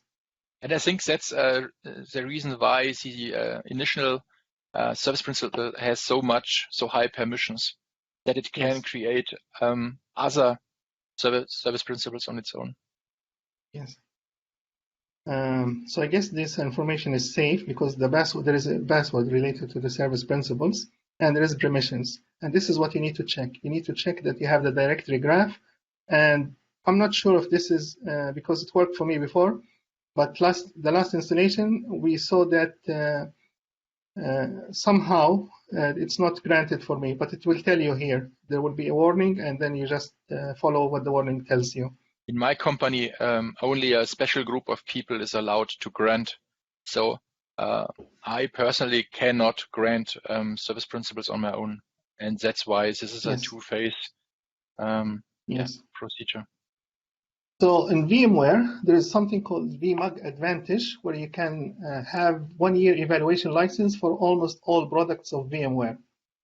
In Microsoft, there is the the developer basically subscriptions, which will give you like $150 per month access to Azure, and it will give you access in the beginning. If you don't have an Azure account, it will give you 200 free account, and later on you get like a quota $150 per month, and you cannot use this in production. This is basically development test work.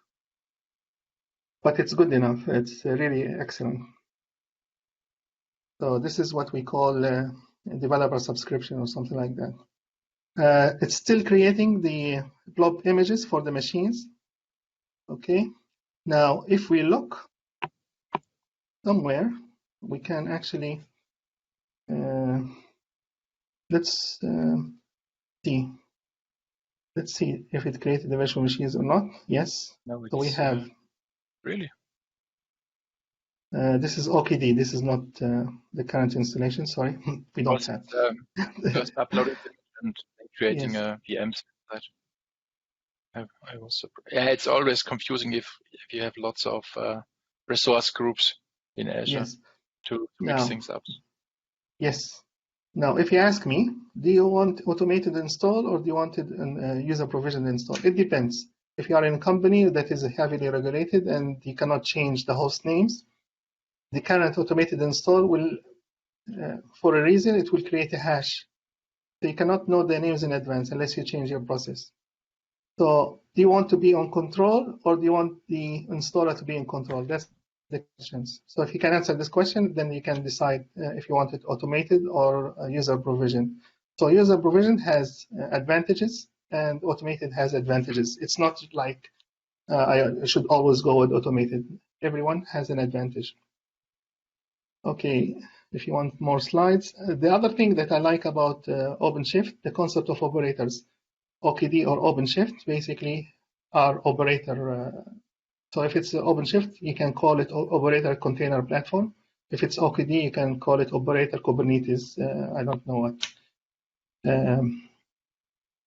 So what are operators? Think of them as that you have Joseph and you have Christian Hernandez and Chris Short and Diane and everybody from Red Hat in one room. And anything you can ask about OpenShift or OKD, they will answer it for you. So basically, you are putting the whole experience of all of the operations or the developers in one package. That's what it is. It's basically application lifecycle management, capitalizing on all the knowledge that human operators have. So they are just regular bots, and there is a controller. So it's a controller and a custom resource. And there is and everything you configure using the custom resource definition. So basically, even how to manage your Kubernetes environment becomes much easier. Yes. So this is how an operator look like. This is custom resource definition. And this is just a hypothetical example. If I have something called cars, this is how I will define it. And it becomes a first-class citizen in Kubernetes. So what kind of first-class citizens we have? Go ahead, Joseph.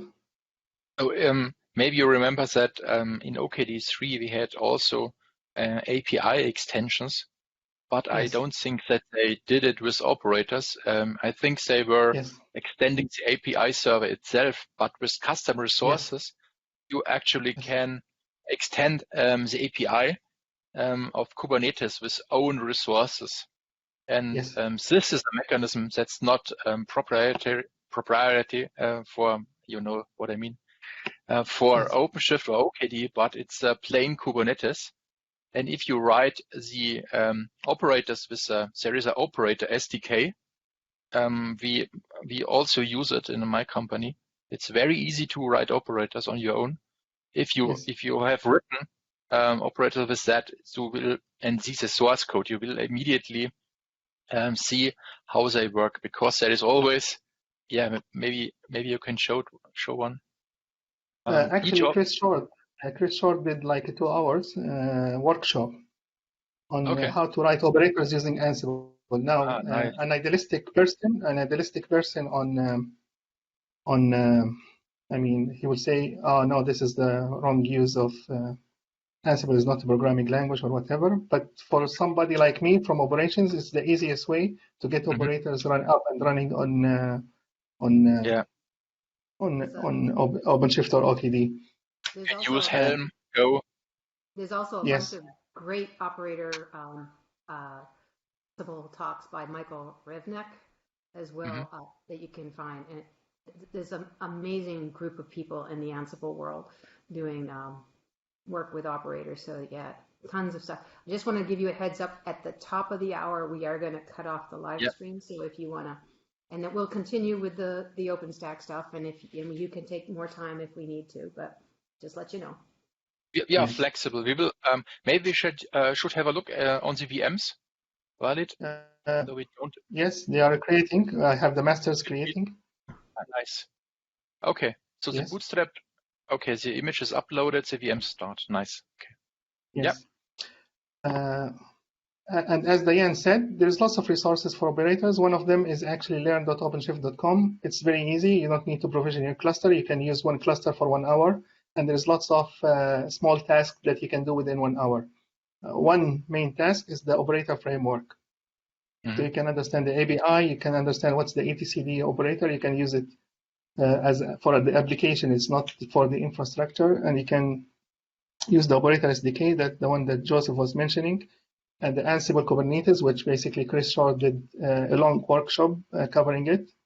And there's an Ansible refresher even if you want to do the Ansible Kubernetes module. I think with the Operator SDK, you get a CLI where you provide very few parameters, and it will create an operator stub for you. You can immediately compile it and do a few things, and you have only to fill, I think, 2 files: the controller and the API files, where you can specify own fields for your new Kubernetes resources.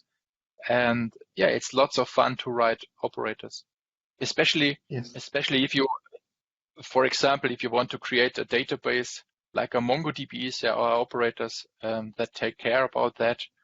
Or if you want to create VMs, you can use operators that create VMs on Azure. We wrote an operator, my colleague wrote one, that creates an VMs on Azure with the help of operators in Kubernetes. Yes. So this cluster is running in Azure. This was created early this morning. And if you look at the selection you have AI machine learning. In AI machine learning, you have the Open Data Hub operator. It's a community operator. So basically, it's you don't need to subscribe. And it's very easy to install. You just click on install. Hopefully, it will work. This is a live demo. So basically, status unknown. It will try to get the images. And so that's how easy you install a machine learning, deep learning environment. It's basically clicks. Succeeded. How long did it take? Less than a minute. And now I have a complete machine learning environment using operators. So operators really, what does it have? It has Jupyter Hub, which is the main interface for data scientists, data engineers to write machine learning models. Apache Spark, for data management, Prometheus for monitoring, and Grafana, Airflow for workflows. So if you are not using, and there is Selden also for workflows, Argo for basically GitOps, and Very Kafka nice. for streaming. So basically, I installed all of these without any knowledge in any one of these in less than a few seconds. That's how easy it is. Now, you say, okay, you installed it, but you still need to configure it. Yeah, no problem. You go here to Open Data Hub, and then you create an instance and you configure it.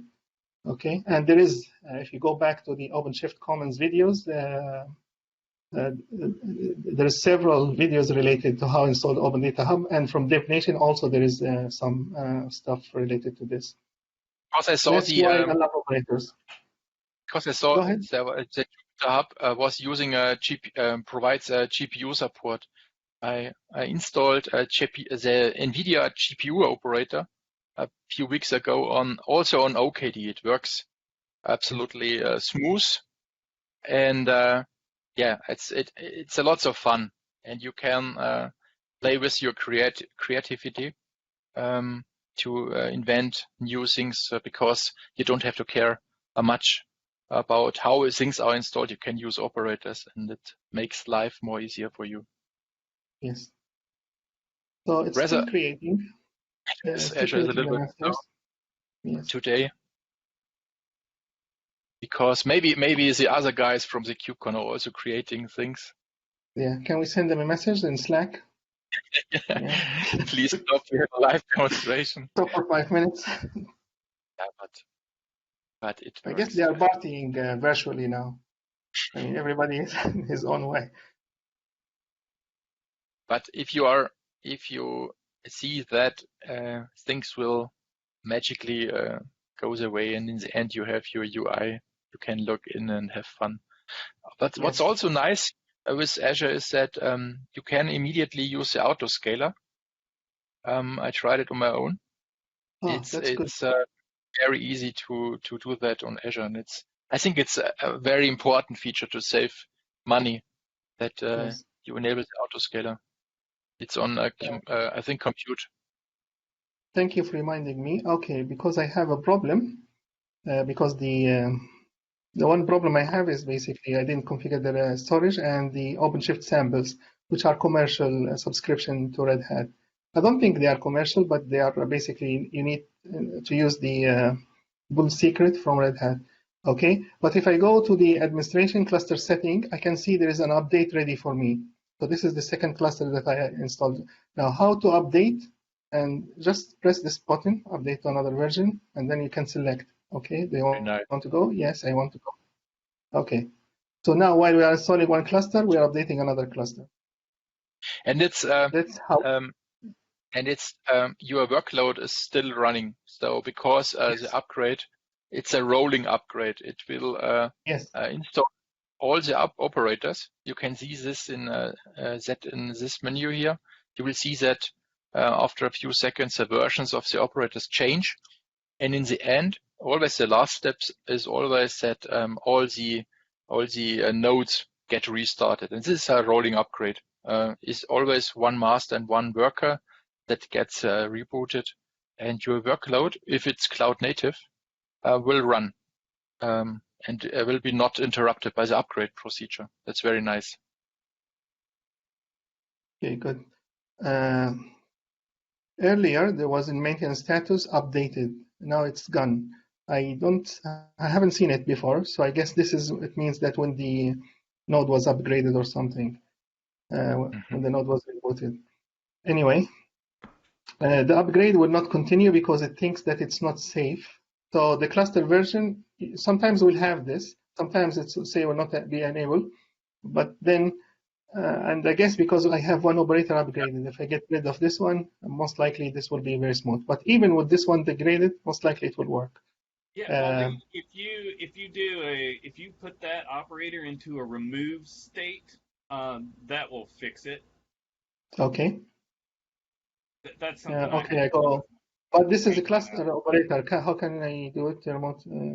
How can I do it remote? I'll post it in the chat. Oh, you posted. Okay.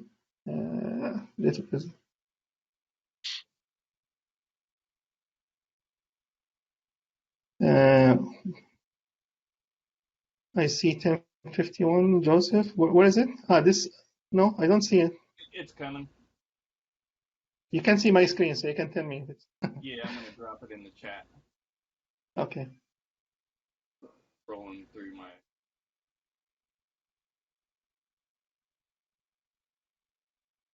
What are you looking for the pull secret or?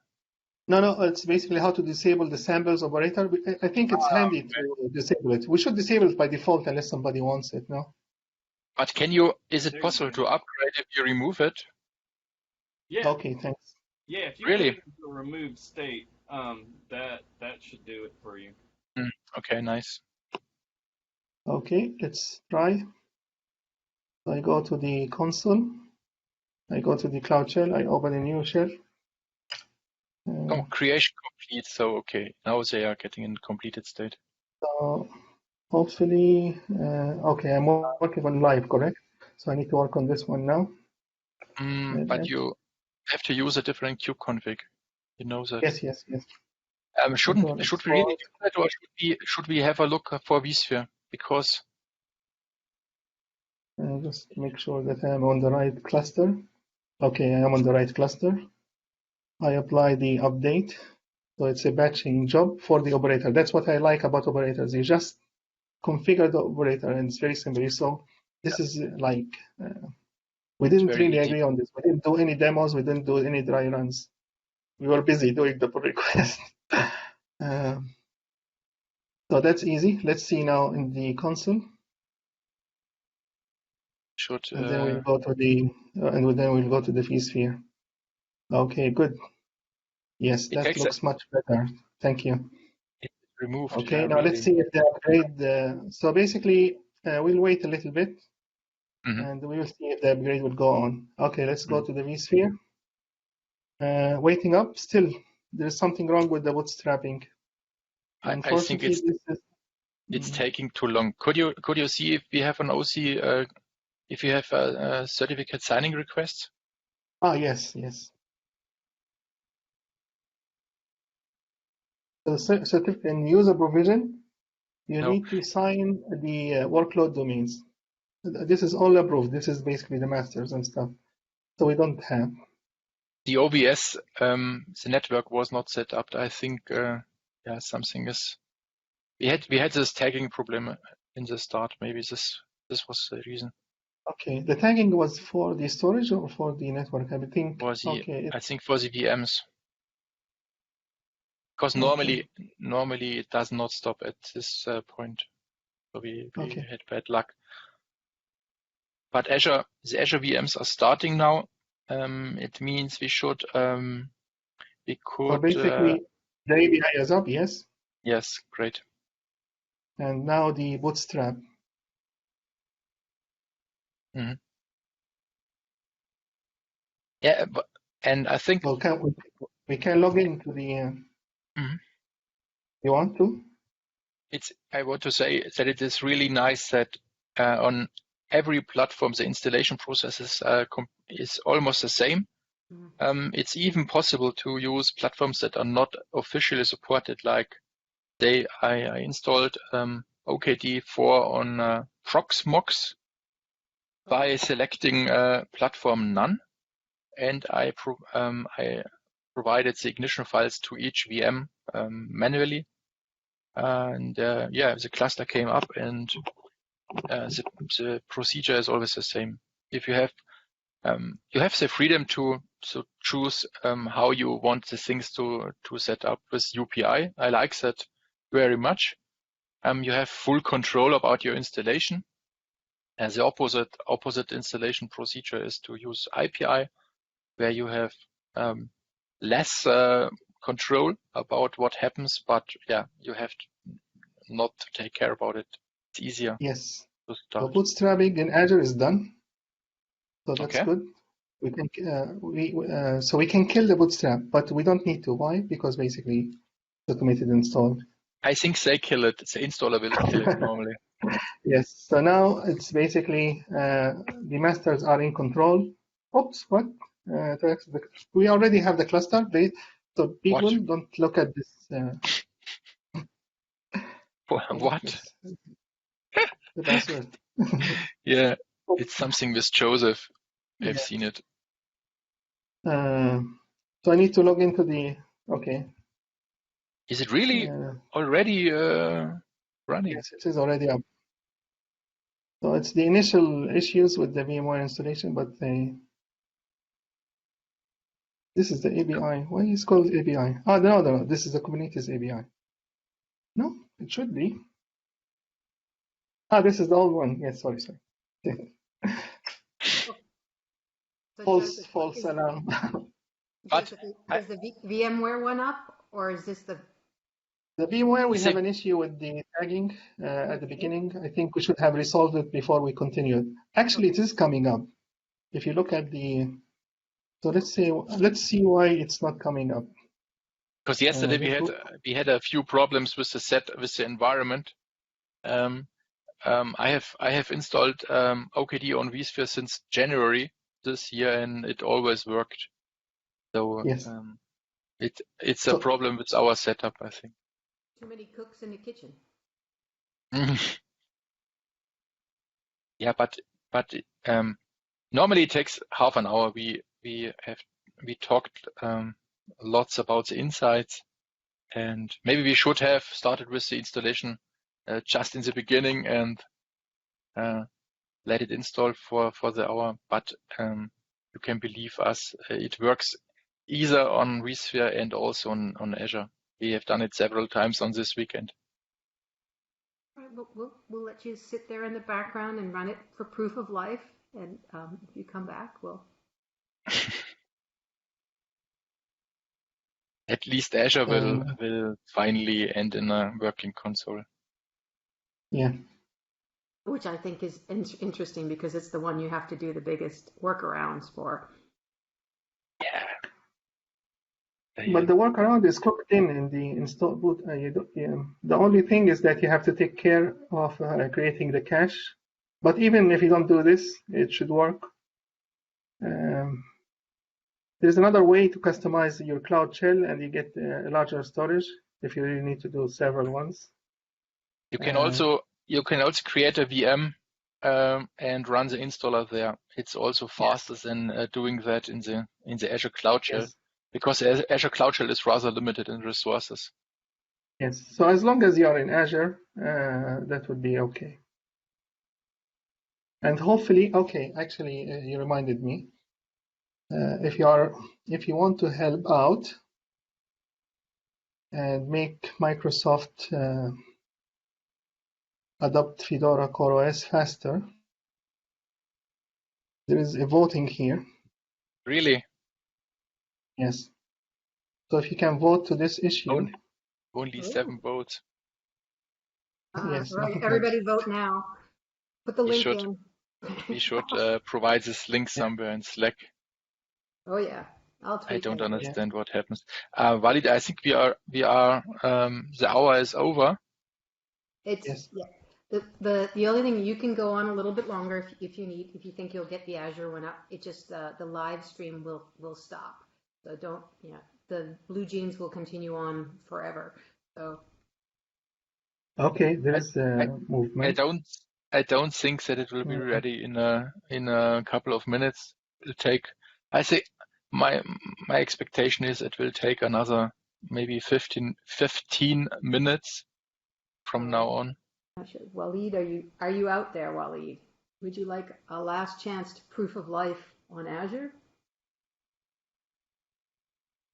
Hi there. Yes, I am here. All right. I shared the link on the chat. Basically, this is an application from Graham Shipley, an ex-Red Hatter. Okay. So basically, should I start sharing my screen? Yep, go for it. And Okay. It's the Wild West app. I remember Grant Shipley doing this. It's one of my favorite ways to waste time. And yes. So basically, I'm killing bots. So here it is. Basically, I killed a bot, and it's recreating it very fast. And the developer experience, you can see the monitoring is really good. So this is for this project, the Wild West. So the dashboard is up. I like this. This is like this. This is last week release. It's a stable release, and I like it. It's perfect. I didn't need to do the batch job. Everything looks fine. So all the operators are working fine. You can see the memory. It's really not utilized still. You can see the network transfer. You see the number of nodes, 6 nodes, and I can click on them and see the Joseph cluster we created earlier. What else do you want to see? And from operations point of view, it tells me that I can update. There's one release after this, so I guess if I click again, let's see. There's only one release stable after that one. And how Okay. long do you think that would take? It depends. It depends really. How late is it in Saudi Arabia right now? That's the real question. But yeah, Sorry? how late is it after midnight now where you are? It's 5 minutes after midnight. Yeah, we're keeping you up. Hmm. But I think that's a very good proof of life. Even though the update is failing, I think you might let it go. Did the vSphere one complete? I deleted it so we thought that that's it, so we deleted it. Oh, okay. I'm No sure I worries. can bring it up again. I'm trying the automated one for vSphere really. I want to get this thing up. Yes. Cool. Okay, so the update failed. Strange. Okay. This is still very early release. I mean, it's not tested very well yet. This is last week, and the update is like 2 or 3 days ago only. Yeah. So nobody is playing this game. Yeah. Oh well, I think it's at this point. I've been up since Somebody's 6 playing. a.m. I can see. and I can see. there's a Yeah, few I can see. people But playing. But yes. yeah, here I'll hit you up a few more times here. Oops. But I think I think we've hit the end of our energy for demos and live deployments for the day. And I'm really Okay. glad you could do that. And this is a great slide too for all of the if you go to full view it in full production, that presentation, a great way to end the day here, killing pods, because there's no better way to pass the time. When you're at KubeCon over the next few days, killing pods is probably what a lot of people are going to be doing. And Yes. this has been a wonderful day, and I really appreciate the OpenStackers for getting up early out there in Australia, you for staying up late, Charo for sticking in there from the beginning of the day. It's been pretty wonderful. If you want to hear more, I highly encourage you to check out okd.io and join the OKD working group, because you'll get announcements of new events. Tomorrow there is actually an OKD working group meeting on the Fedora calendar, which I think I'm going to share my screen just for half a second here and take over. See what did I leave? Oh, see, there I am. I'm shooting you down. The OKD working group is meeting, and I'll move this over. And then the Fedora calendar, grab that link. If you're interested, this is a great way to subscribe to this calendar. I'll put the link in here, and you will get all the info. Tomorrow we'll be online again just for an hour while we run through. I'm totally amazed at how many and all of the demos completed. I think the only one was the IPA overt. I think we just ran out of time debugging it, but we did manage to put in a live issue into OKD. So kudos to everybody. Thank you very, very much for your time. And I'm looking forward to seeing a lot more of y'all in the coming months. I know I heard from a few folks here who are looking forward to deploying it in production. So as you do that, OKD in production, we want to get your feedback. We want to hear your war stories. Hopefully they'll not be war stories. But and as always, updating the docs and sharing the slides to all of this stuff is key. So OpenStackers, if you can share your slide deck with me, that would be awesome. And I will endeavor to get all the videos up by the end of day tomorrow. But I look forward to seeing you all online tomorrow as well for KubeCon. So if you're looking for us, I should be in the Red Hat Slack channel somewhere. And there are tons of good talks coming live at KubeCon tomorrow and the next day, so stay tuned. And we will hook up at the working group meeting tomorrow and let everybody go back to their days.